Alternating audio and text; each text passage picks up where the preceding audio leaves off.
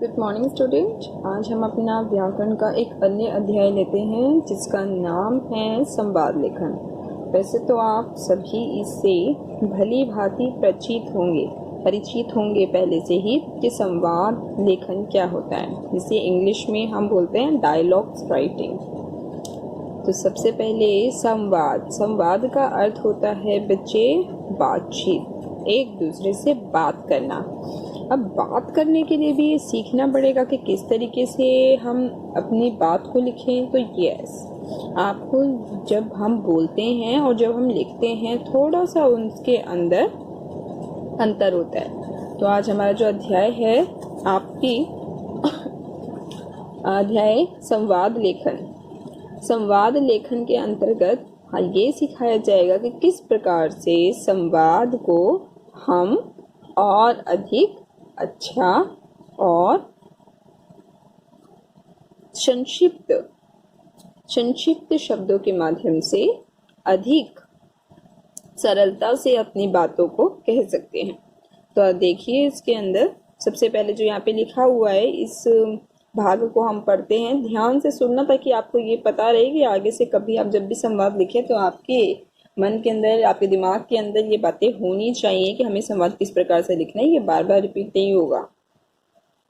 बातचीत या वार्तालाप को संवाद कहते हैं।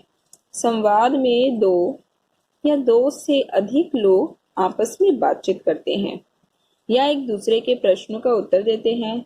जब लोगों की बातचीत को लिखकर प्रस्तुत किया जाता है तो वह संवाद लेखन कहलाता है। क्या होता है? जब लोगों की बातचीत को लिखकर प्रस्तुत किया जाता है वह संवाद लेखन कहलाता है। क्या कहलाता है? जब वह संवाद लेखन कहलाता है। बातचीत या वार्तालाप को संवाद कहते हैं। संवाद में दो या दो से अधिक लोग आपस में बातचीत करते हैं। ऐसा तो नहीं है ना मैं अकेली बातचीत करने लगूंगी, नहीं ना, मेरे सामने कोई और भी होना चाहिए जिससे मैं वह बात कर रही हूँ। अगर मैं बोल रही हूँ तो सामने वाला उस बात को सुन रहा है, जैसे कि अभी हो रहा है। ठीक है, आपस में बातचीत करते हैं या एक दूसरे के प्रश्नों का उत्तर देते हैं। जब लोगों की बातचीत को लिखकर प्रस्तुत किया जाता है तो वह संवाद लेखन, क्योंकि हम लिखकर प्रस्तुत कर रहे हैं बातचीत को, तो वो है क्या कहलाता है? तब वह संवाद लेखन कहलाता है। नाटक, फिल्म और टेलीविजन धारावाहिक होते हैं बेटे, जो आपके धारावाहिक चलते थे, नाटक चलते हैं, उनको कहा जाता है। टेलीविजन पे जो नाटक आते हैं, नाटक, फिल्म और टेलीविजन धारावाहिकों के निर्माण से पहले उनके संवाद लिखे जाते हैं। जाहिर सी बात है, पहले डायलॉग्स लिखे जाएंगे तभी तो वो जो भी अभिनेता और अभिनेत्री है तभी तो उन डायलॉग्स को, उन संवादों को वह याद करेंगे और नाटक में बोल पाएंगे, है ना। तो यानी कि कोई भी फिल्म हो, टेलीविजन का धारावाहिक हो, कुछ भी हो, उनके निर्माण से पहले उनके संवाद लिखे जाते हैं। कहानियों और उपन्यासों में भी अनेक स्थानों पर संवाद होते हैं। कहानियां हो या उपन्यास, कहानियों और उपन्यासों में भी अनेक स्थानों पर संवाद होते हैं। संवादों के द्वारा किसी भी विषय को रोचक और मनोरंजक ढंग से प्रस्तुत किया जा सकता है। कहानी भी बहुत सारे स्थानों पर, कहानियों और उपन्यासों में अनेक स्थानों पर संवाद होते हैं। जैसे उपन्यास तो आप अभी नहीं समझ पाओगे, लेकिन कहानी तो आपने सुनी है। मैंने आपको बहुत सारी कहानियां सुनाई हुई हैं। तो कहानियों के माध्यम से जो कहानियां होती हैं उसमें देखो डायलॉग्स होते हैं कि नहीं होते हैं। जैसे मैंने बोला वह बच्चा इस प्रकार बोलता है, फिर उसका पिताजी ये कहते हैं, उनके पिताजी ये कहते हैं। तो इस प्रकार से दोनों में क्या होता है? दोनों के डायलॉग्स हैं, बच्चे के भी और उसके पिता के भी। इस प्रकार से चाहे कहानी हो, चाहे कोई भी उपन्यास हो, उपन्यास बेटा कहानी का एक बड़ा रूप होता है, एक बहुत बड़े भाग में लिखा जाता है ये। उसमें भी क्या होते हैं? संवाद होते हैं। विषय को रोचक बनाने और मनोरंजक ढंग से प्रस्तुत करने के लिए संवादों का प्रयोग किया जाता है। चलिए आइए देखते हैं अब। यहाँ पे एक नाटक के माध्यम से दिखा रहे हैं, देखो कैसे यहाँ पे जो बच्चे हैं दो, और शायद ये उनके माता पिता हैं, ये अभिनय कर रहे हैं, नाटक कर रहे हैं कोई, और यहाँ बाकी जो हैं ये इनको देखने के लिए सारे क्या हुए हैं, सुनने के लिए, देखने के लिए अन्य जो लोग हैं वो बैठे हुए हैं। आइए चलते हैं, देखते हैं कि संवाद को लिखने के लिए कौन कौन सी बातों को ध्यान में रखना आवश्यक है। संवाद लिखते समय नीचे दी गई बातों का ध्यान रखना चाहिए। नंबर 1, संवाद छोटे और स्पष्ट होने चाहिए। बहुत बड़े बड़े आपकी कभी भी डायलॉग्स नहीं होने चाहिए कि आपने बहुत बड़ी बड़ी बातें कह दी है। ठीक है, संवाद कैसे होने चाहिए, संवाद छोटे और स्पष्ट होने चाहिए, बहुत ही क्लियर होने चाहिए कि क्या कहना चाह रहे हो आप। ठीक है, संवादों की भाषा सरल होनी चाहिए। सरल का मतलब होता है आसान। कैसी होनी चाहिए, आसान होनी चाहिए।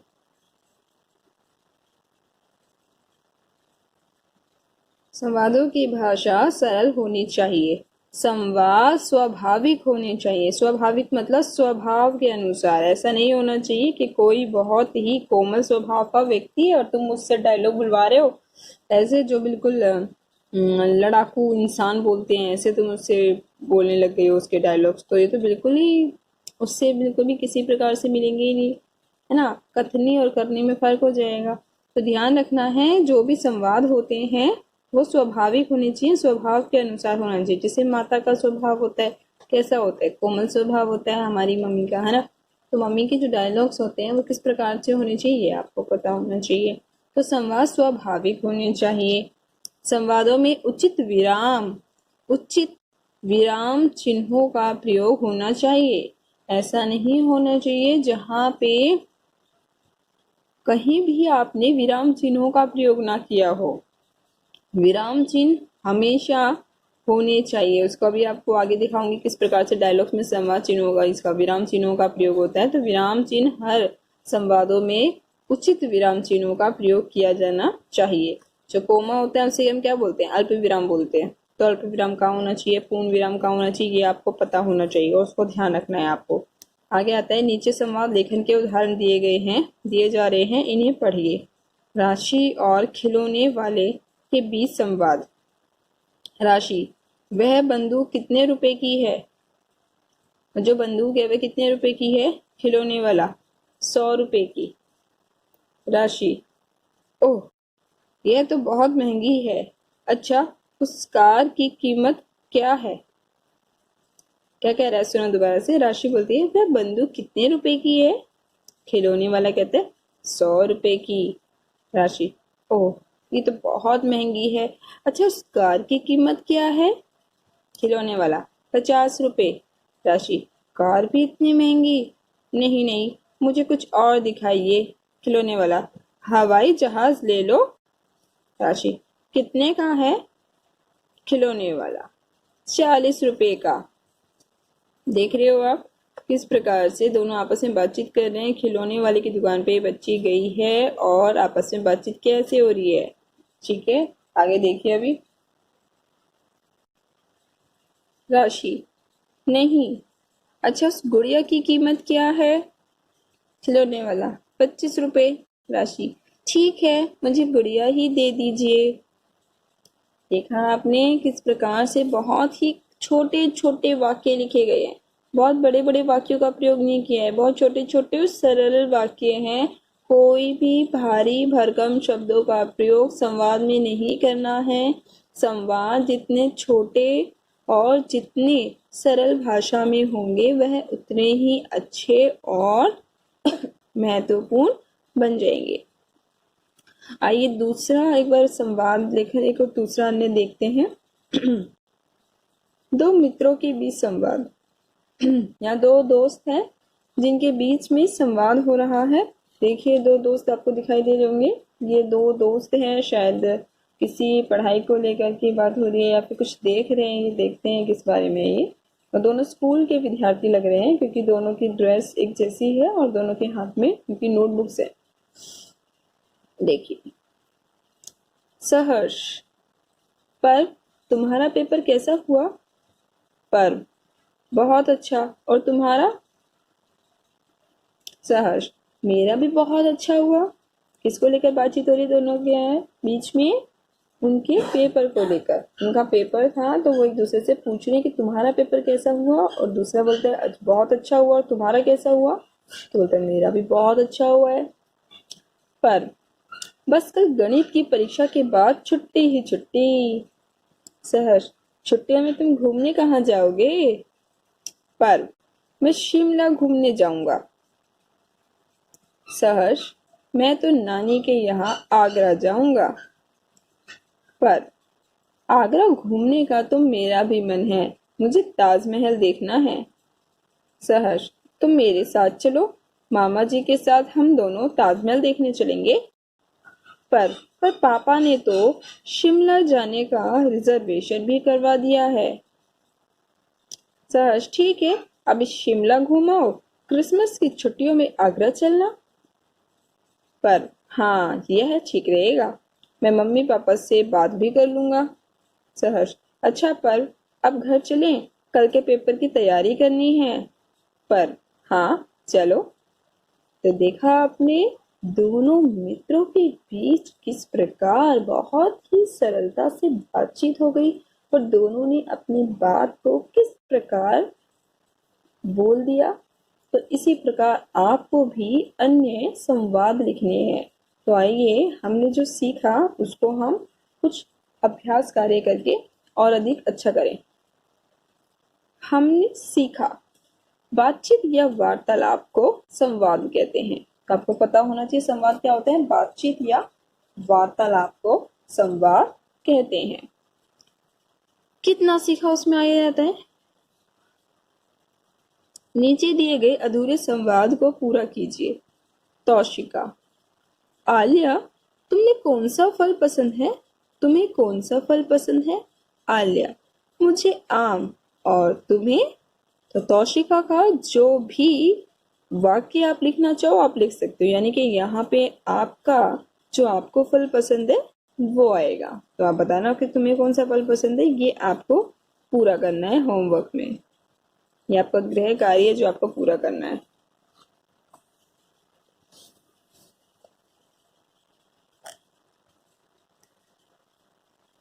आलिया, कौन से अंगूर, काले या सफेद? अब आप जब सोचो कि तौशिका ने क्या उत्तर दिया होगा। जो बच्चा इसका आंसर लिख सकता है, मैं समझ सकती हूँ कि उसे पता होगा कि तौशिका ने क्या उत्तर दिया होगा, जिस कारण से आलिया ने पूछा उससे कौन से अंगूर, काले या सफेद। तो तौशिका ने क्या बोला होगा, उसका उत्तर वो लिखना है। आलिया, मुझे तो काले अंगूर अच्छे लगते हैं। तो यानी कि तौशिका ने क्या उत्तर दिया होगा, हरे अंगूर पसंद है उसे। काले या सफेद, तो काले तो नहीं होंगे, वो कहेगी जी सफेद अंगूर पसंद है। तभी तो आलिया ने कहा मुझे तो काले अंगूर पसंद है। ठीक है। तौशिका, अच्छा आलिया, तुम्हें कौन सी मिठाई सबसे अच्छी लगती है? आलिया ने क्या उत्तर दिया होगा वो आप लिखोगे। तौशिका, वाह, काजू बर्फी। तो आप सोच लो कि आलिया ने क्या बोला होगा। आलिया, मुझे जलेबी भी। आगे वाक्य पूरा कीजिए। तौशिका, गर्मा गर्म। वाक्य पूरा कीजिए। आलिया, चलो मदन हलवाई के यहाँ जलेबी खाते हैं। ठीक है। हाँ, तो आप सभी मदन हलवाई के यहाँ जलेबी खाने मत पहुंच जाना, सबसे पहले इस संवाद को पूरा करना। ठीक है। चलिए आगे देखिए। नयन के पिताजी के मित्र गुप्ता जी नयन से उसके पिता के बारे में पूछते हैं। नयन बताता है कि पिताजी बाजार गए हैं, आधा घंटे के बाद आ जाएंगे। गुप्ता जी कहते हैं कि मैं दोबारा आ जाऊंगा। नयन नयन उनसे बैठने को कहता है, पर गुप्ता जी ये कहकर चले जाते हैं कि वे दोबारा आ जाएंगे। तो अब देखिए उनके बीच में किस प्रकार से जो संवाद हुआ है वो आपने ऊपर देख लिया है। कैसे कैसे संवाद हुआ है, दोनों के बीच में क्या क्या बातचीत हुई होगी। अब आपको वो संवाद के रूप में लिखना है। समझ के बेटे, वो आपको संवाद लिखना है, तो वो आप अपने आप से लिखेंगे ये संवाद। ये आपका दूसरे वाले, ये भी आपका गृह कार्य है। ये आपको करना है गृह कार्य के रूप में। ठीक है। नयन, नमस्ते अंकल। गुप्ता जी ने क्या बोला होगा? ठीक है, जैन ने बोला नमस्ते बेटा। उसके बाद नयन ने, गुप्ता जी ने, तो जो आपके जितने भी हैं ये आपको यहाँ संपूर्ण में अपने वाक्य लिखने हैं। ठीक है, पूरा करना है और आप अपने वाक्य पूरा करके इस संवाद को पूरा करोगे। ठीक है, उसमें नीचे दे रखे हैं आपको आइसक्रीम वाले और एक बालक के बीच संवाद। ये तो आप बहुत अच्छे से लिख लोगे क्योंकि आइसक्रीम तो आप सभी को बहुत पसंद है ना। अब क्या करोगे? आइसक्रीम वाले और एक बालक, और वो बालक कौन होगा? आप खुद होंगे। आइसक्रीम वाले और एक बालक के बीच संवाद, ये करना है आपको। एक ये लास्ट वाला करना। दो बालकों के मध्य किसी कार्टून को लेकर हो रहे संवाद को लिखिए। दो बालकों के मध्य किसी कार्टून को लेकर हो रहे संवाद को लिखिए। दो बच्चे हैं, आपस में दोनों क्या कर रहे हैं? किसी कार्टून को लेकर उन दोनों के बीच में क्या हो रही है? बहस हो रही है। या हो सकता है बहस ना हो रही हो, दोनों आपस में बातचीत कर रहे हो। जैसे किसी को डोरेमोन पसंद है, किसी को सिंचन पसंद है। तो आप जब दोनों हैं, अब आपको हो सकता है कोई और पसंद हो, तो जो भी आपको कार्टून पसंद है उससे संबंधित आप क्या करोगे? वाक्य लिखोगे। और वाक्य कैसे लिखने हैं? संवाद के रूप में लिखने हैं। संवाद कैसे होने चाहिए? छोटे छोटे, संक्षिप्त, मतलब छोटे होने चाहिए और सरल होने चाहिए। ठीक है, इस बातों का ध्यान रखेंगे बेटे, ये आपको करना है। और आइसक्रीम वाले और बालक के बीच एक आइसक्रीम वाले का डायलॉग आएगा। ठीक है, पहले आइसक्रीम वाले का संवाद, बालक का संवाद। आप अपना नाम नहीं लिखोगे, आप लिखोगे बालक। ठीक है, आप वहां पे बालक की जगह पे अपना नाम नहीं मत लिखोगे, आप बालक ही शब्द प्रयोग करोगे, आप अपना नाम वहां नहीं लिखोगे। उसके बाद फिर आइसक्रीम वाला, फिर बालक, इस प्रकार से आप संवाद पूरा करोगे। ठीक है, तो हमने आज क्या सीखा? एक बार दोबारा से इसको देखते हैं।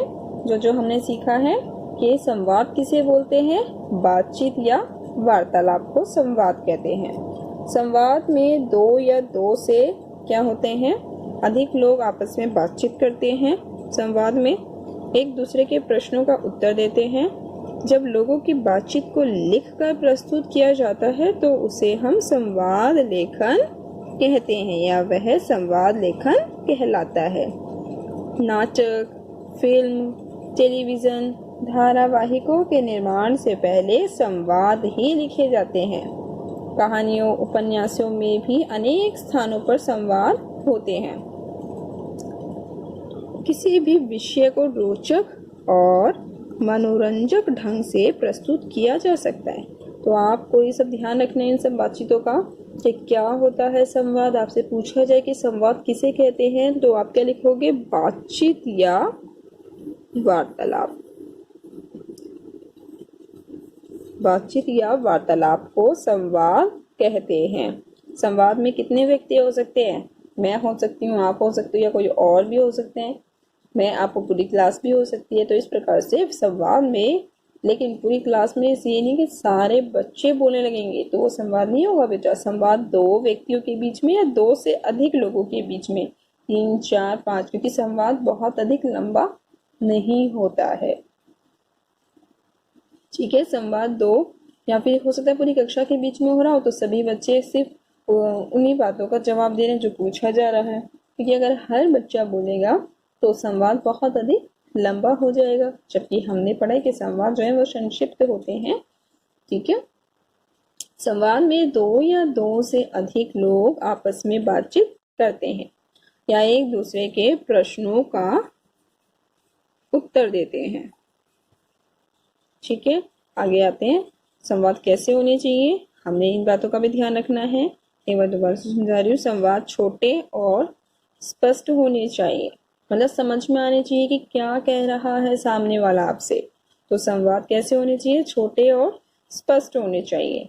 संवाद की भाषा कैसी होनी चाहिए? सरल होनी चाहिए, आसान होनी चाहिए।